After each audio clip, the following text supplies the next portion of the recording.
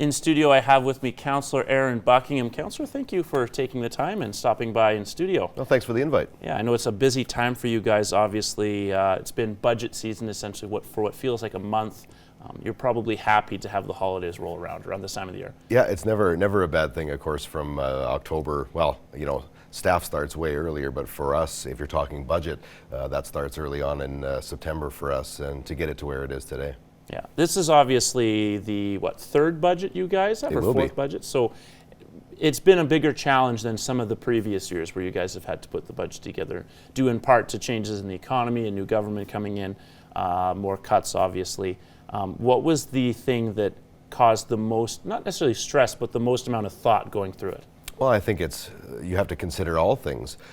You can't kick the can down the road over and over again and put off the things that have to be done. But you also have to define what has to be done. So keeping that balance and trying to keep taxes in check becomes the challenge, the biggest challenge. As a councillor or as a resident, I'm a taxpayer like everybody else. I don't want to see large tax increases either, but you have to go with the flow. There's some very big wins in this budget. To keep it at 2.5% is what we've approved it at to this point.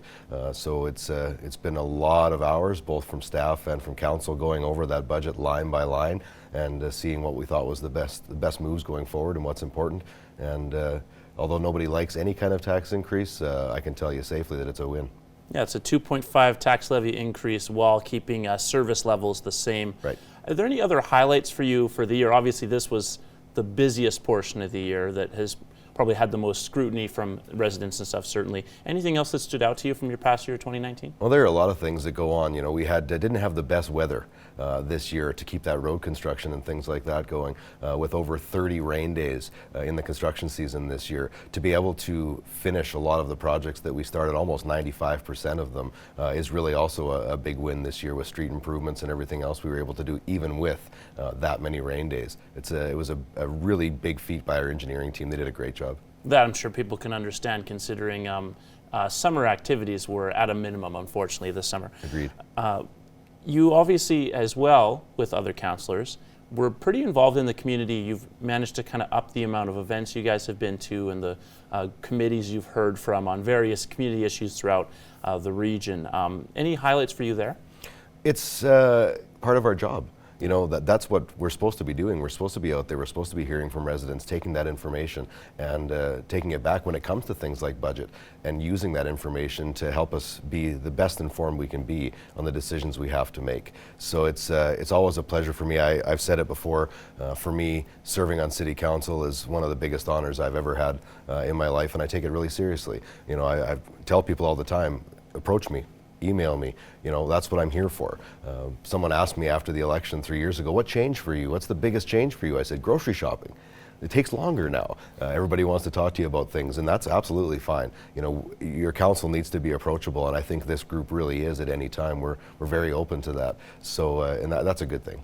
Have you ever had any questions brought up to you at, say, the grocery store where you went, oh, I haven't really thought of that framing of an issue before, or that issue before in general? There's two sides to every story, of course, so it's always good to hear from people, whether they agree with something you've done and are giving you kudos for a job well done, or questioning something that's going on or hasn't gone on. So you're always willing to listen to those things, and it's never a bad thing to hear somebody out.